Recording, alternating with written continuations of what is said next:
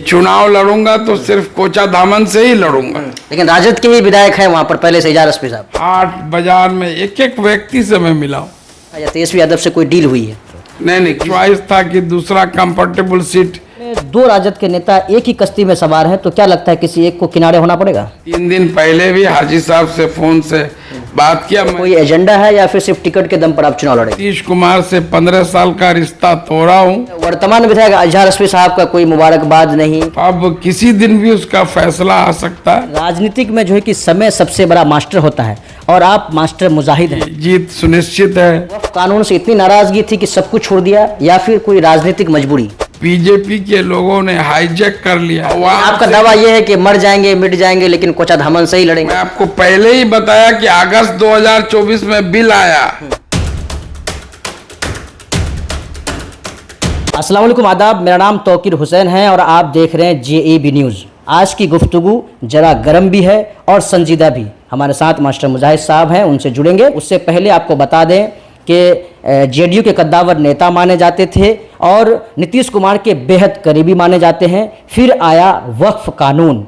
वक्फ कानून आने के बाद जो है कि पूरी तरीके से हालात उथल पुथल हो गई। वक्फ कानून जो है इस्तीफे की वजह बना। उसके बाद से फिर जो है कि चर्चाओं का बाजार गर्म था। 3 महीने तक लोग असमंजस में थे कि मास्टर मुजाहिद साहब किस तरफ का रुख अख्तियार करेंगे। मास्टर मुजाहिद साहब हमारे साथ हैं, उनसे जुड़ेंगे। बिना लाग लपेट के इधर उधर की बात न करते हुए सीधे उनसे दिल की बात करेंगे कि आखिर क्या वजह रही कि जो है कि 3 महीने तक लोगों को असमंजस में रखा गया। फिर अचानक से जो है कि एक पार्टी का इंतखाब करते हैं और लोग कयास लगा रहे थे कि MIM में जाएंगे। फिर कुछ लोगों का कयास ये भी था कि कांग्रेस ज्वाइन करेंगे। जनसुराज में भी जब प्रशांत किशोर जी जनसुराज के सुप्रीमो जब उनके आवास आए थे तो जो कि चर्चाओं का बाजार गर्म था। सीधे बात करते हैं मास्टर मुजाहिद साहब से। बहुत बहुत स्वागत है आपका JAB न्यूज़ में। बहुत बहुत शुक्रिया तौकीर हुसैन साहब, आपका और आपकी टीम का। मास्टर साहब, सबसे पहला सवाल ये है कि कहते हैं कि राजनीतिक में जो है कि समय सबसे बड़ा मास्टर होता है और आप मास्टर मुजाहिद हैं। ऐसे में जो है कि लोग कयास लगा रहे थे कि आप MIM का रुख अख्तियार करेंगे और कुछ लोगों का ये भी था कि जनसुराज में जुड़ेंगे। तो क्या ये पार्टियाँ आपके कद के बराबर नहीं थी या फिर जो है कि RJD का ज़मीन ज़्यादा पुख्ता लगा आपको? नहीं, सभी पार्टी अपने सिद्धांत वसूल पर काम कर रही है। सबका अपना वजूद है। और जब मैं पार्टी से 19 अप्रैल को रिजाइन किया था, मैं समझता हूं कि आप भी उस प्रेस कॉन्फ्रेंस में होंगे। मैंने ये कहा था अपने संबोधन में कि अभी मैं किसी पार्टी में नहीं जा रहा हूं और जो अभी जिस कारणों से मैं जनता दल यूनाइटेड से नीतीश कुमार से 15 साल का रिश्ता तोड़ा हूँ, उसकी लड़ाई लड़ूंगा और माननीय सर्वोच्च न्यायालय में लड़ाई लड़े। सुप्रीम कोर्ट में 6 दिन बहस हुआ। 3 दिन चीफ जस्टिस संजीव खन्ना के नेतृत्व वाली खंडपीठ में और 3 दिन जो है BR गवई साहब के नेतृत्व वाले खंडपीठ में। मैं 6 दिन मौजूद था। अब फैसले को सुरक्षित रखा गया है। 14 जुलाई से सर्वोच्च न्यायालय सुप्रीम कोर्ट गर्मी के अवकाश के बाद जो फिर से सभी कोर्ट खुले, वरना पहले जो है सिर्फ वैकेशन कोर्ट खुला हुआ था। तो अब किसी दिन भी उसका फैसला आ सकता है। ऐसे में मुझे कोई एक पार्टी ज्वाइन करना था। जनता का भी दबाव था, कार्यकर्ताओं का भी था कि आपको चुनाव लड़ना है। और जहाँ तक बात है कि कहाँ से लड़ना है, आप जानते ही हैं कि मैं हमेशा इस बात का जिक्र किया हूँ कि मैं इलेक्शन लड़ूंगा तो सिर्फ कोचा धामन से लड़ूंगा। जब मैं JDU में था तो उस वक्त भी ये चॉइस था कि दूसरा कंफर्टेबल सीट आप तलाश कर सकते हैं, लेकिन मैंने कहा कि मैं लड़ूंगा तो सिर्फ कोचा धामन से लड़ूंगा। नो डाउट बहुत सारे हमारे साथी मित्र, मेरे चाहने वाले जो देश विदेश या क्षेत्र में बहुत लोग, उनकी अलग अलग ख्वाहिश थी। कुछ लोग चाह रहे थे कि आप जन स्वराज चले जाएं, कुछ लोग चाह रहे थे कि निर्दलीय लड़ जाएं, कुछ लोग चाह रहे थे कि नहीं आप MIM से आइए, आपकी जीत सुनिश्चित है, कुछ लोग कांग्रेस की बात कर रहे थे, कुछ लोग चाह रहे थे कि भाई RJD से, महागठबंधन से आए जो है। तो ऐसे में मुझे एक फैसला लेना था, ये बहुत कठिन काम था। और मैं जब 3 महीने पूरे इलाके में घूमा, अब देखे होंगे कोचाधामन से चुनाव लड़ना था, 30 पंचायतों के एक एक चौक चौरा हाट बाजार में एक एक व्यक्ति से मैं मिला हूँ, और जो है जो जमीन पर बैठ के सब्जी वगैरह बेचता है उन लोगों से भी मिला हूँ। तो बिल्कुल डाइवर्स ओपिनियन था, कोई एक राय लोगों में नहीं थी, जो मैं पहले बता चुका हूँ, अलग अलग राय। लेकिन ज़्यादातर लोगों की राय ये थी कि हम लोग चाहते थे कि आप NDA छोड़ दीजिए, बाकी आपका जो भी फैसला होगा NDA छोड़ के जिस पार्टी में आएंगे या निर्दलीय आएंगे, हम लोग इस बार तन मन धन से आपके साथ हैं। ऐसे में मैंने इसलिए राजद को ऑप्ट किया कि देश में जिस तरह के हालात हैं, खासकर उत्तर प्रदेश, उत्तराखंड और हरियाणा, जहाँ जहाँ BJP शासित राज्य हैं, एक कम्युनिटी को टारगेट कर जिस तरह से एक्शन लिया जा रहा है, और फिर हाल के दिनों में जिस तरह से माननीय मुख्यमंत्री नीतीश कुमार को BJP के लोगों ने हाईजैक कर लिया है, और जिस कारण आप देखे होंगे पिछले दिनों सम्राट चौधरी का बयान, गिरिराज सिंह का बयान, एक विधायक हैं बाचोल, उनका बयान कि खासकर सीमांचल किशनगंज को टारगेट किया जा रहा था। तो मैंने सोचा कि ऐसे में जो विपक्ष का जो सबसे बड़ा चेहरा है और महागठबंधन ही जो है इन सांप्रदायिक शक्तियों को सत्ता में आने से रोक सकती है। सर, कोचाधामन में आपकी पकड़ कौन नहीं जानता है, बहुत मजबूत पकड़ है आपका, लेकिन वहाँ से जो है कि इजहार SP राजद के ही विधायक हैं, तो ऐसे में 2 राजद के नेता एक ही कश्ती में सवार हैं, तो क्या लगता है किसी एक को किनारे होना पड़ेगा?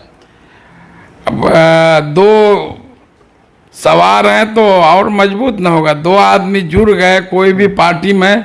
राजनीति में ऐसा थोड़ा है कि सिर्फ चुनाव ही लड़ा जाए या विधानसभा चुनाव आखिरी थोड़ा है, उसके अलावा भी चलना, कोचाधामन के अलावा भी बहुत सारे जो है अपॉर्चुनिटीज हैं। ये तो शीर्ष नेतृत्व को तय करना है, और शीर्ष नेतृत्व ने कह दिया है कि आपका दावा ये है कि मर जाएंगे मिट जाएंगे लेकिन कोचाधामन से ही लड़ेंगे? निश्चित रूप से, ये तो मेरा शुरू से कि चुनाव लड़ूंगा तो सिर्फ कोचाधामन से ही लड़ूंगा। लेकिन राजद के ही विधायक हैं वहां पर पहले से, इजहार SP साहब। ठीक है, उसमें सर्वे होगा, जनता का फीडबैक आएगा, जैसा शीर्ष नेतृत्व ने बताया है कि वो इंटरनली करवा रहे हैं। तो पार्टी को तो अभी सीट जीतना है, और जो है भाजपा को हराना है, सांप्रदायिक ताकतों को हराना है। तो ऐसे में इस बार बहुत फूक फूक कर कदम रख रही है। पिछले बार बहुत कम 16-18 हजार वोटों के अंतर से सत्ता से बाहर रह गए। तो इस बार पार्टी ऐसा कोई गलती नहीं करेगी। सर, आपकी पहचान जो है कि एक संजीदा नेता में है, और आवाम के बीच और आपका जो ट्रांसपेरेंसी, बहुत क्लियरिटी है, और ऐसे में सर 3 महीने तक कोई पार्टी ज्वाइन नहीं करना, ऐसा लगता है कि किसी खास ऑफर का इंतजार था या तेजस्वी यादव से कोई डील हुई है? नहीं, किसी से कोई डील नहीं हुई है। मैं जिस दिन पार्टी से रिजाइन किया था उसी दिन स्पष्ट कर दिया था, और जो है कि मैं अभी कोई पार्टी ज्वाइन नहीं करूंगा, जनता के बीच में रहूंगा, एक एक जगह चौक चौराहा हाट बाजार अंतिम व्यक्ति से मिला, चले गांव के ओर के तहत गांव में भी जाके लोगों से मशवरा किया और बातें हुई। और फिर जो है सुप्रीम कोर्ट का जो केस था 6 डेट में मैं मौजूद था, और जो अब उसका फैसला आना, ऐसे में आम जनमानस का और जो कार्यकर्ताओं का दबाव था कि अब कोई पार्टी ज्वाइन करना चाहिए, तो मैंने आरजेडी को इसलिए चुना कि आरजेडी महागठबंधन घटक दल का सबसे बड़ा दल है और महागठबंधन का जो है तेजस्वी यादव जी मुख्यमंत्री का चेहरा है, उनके नेतृत्व में ही चुनाव होना है। तो ऐसे में सांप्रदायिक शक्तियों को रोकने के लिए मैं जो है महागठबंधन का घटक दल राष्ट्रीय जनता दल ज्वाइन करने का फैसला लिया। बादशाह साहब, लोग कहते हैं कि इस बार जो कि बदलाव होगा, बदलाव चेहरे का नहीं, बदलाव हालात का। तो ऐसे में आपका क्या चुनावी एजेंडा है कि आप कह रहे हैं कि कोचाधामन ही आपका जो कि क्षेत्र होगा जिससे आप आगामी विधानसभा चुनाव लड़ेंगे, तो ऐसे में क्या सिर्फ कोई एजेंडा है या फिर सिर्फ टिकट के दम पर आप चुनाव लड़ेंगे? नहीं, ऐसा कुछ भी नहीं। आप जानते हैं मैं नौकरी छोड़कर राजनीति में आया जी, तो एक समाज के अंतिम व्यक्ति की पर खड़े व्यक्ति तक भी अपने आप को कनेक्ट करने की कोशिश की। ये बात है कि मास्टर मुजाहिद जब से राजनीति में आया कि आज एक आम आदमी भी मुझसे आके फोन से आधी रात को भी या जब चाहे बिना किसी लाग लगा के, बिना पैरवी के डायरेक्ट मुझसे बात भी कर सकता है और कहीं भी मुझसे इजीली मिलकर अपनी बातों को, समस्याओं को रख सकता है। तो और खिदमत और सेवा की नीयत से मैं पॉलिटिक्स में आया हूँ कि लोगों की मदद करना, जो मजलूम है, जो कष्ट में है, दुख में है, तकलीफ है, उनको दिल से मदद पहुँचाना, उनके लिए दिल से कोशिश करना, ये भी एक इबादत का काम है। उसको इबादत समझ के मैंने किया और जो मुझे 6 साल 4 महीने 2 मरतबा कोचाधामन की जनता ने मुझे मौका दिया और उस दरमियान मैंने जो विकास के काम किए और उसके बाद चुनाव हारने के बाद भी पिछले 5 सालों में मैं जो है अल्पसंख्यक आवासीय विद्यालय हो, मल्टीपर्पस बिल्डिंग हो किशनगंज शहर में, और जो है मार्केटिंग कम्प्लेक्स हो, फुट ओवर ब्रिज हो, और जो है असुरा निसंदरा में पुल निर्माण की शुरुआत हो। इसके अलावा सैकड़ों ऐसे मामले मैंने कोशिश की और जो है इस काम को मैं करवाने में सक्षम हुआ, सफल हुआ, कामयाब हुआ। नीतीश कुमार के साथ आपकी लंबी पारी रही है, 15 साल का वक्त जो है कि एक बहुत बड़ा जो है कि समय अंतराल आपने बिताया और नीतीश कुमार के आप बहुत करीबी थे। ऐसे में जो है कि वक्फ कानून से इतनी नाराजगी थी कि सब कुछ छोड़ दिया या फिर कोई राजनीतिक मजबूरी? नहीं, ऐसा कुछ भी नहीं है। मैं आपको पहले ही बताया कि अगस्त 2024 में बिल आया और उस दिन से मैं इसके खिलाफ पार्टी प्लेटफॉर्म पर मौखिक, लिखित, मुख्यमंत्री हो, मंत्री हो, पार्टी संगठन के हमारे अध्यक्ष हो या नेता हो, हर जगह इसके खिलाफ आवाज बुलंद किया और उस वक्त भरोसा भी दिलाया गया कि ये सब जो शंकाएं हैं वो सब दूर कर ली गई हैं, वो दूर हो जाएंगी। लेकिन जब नोटिफिकेशन आया तो वो सब अलग था, इसलिए कोई नहीं, ऐसा नहीं था कि तुरंत आके रिजाइन कर दिया।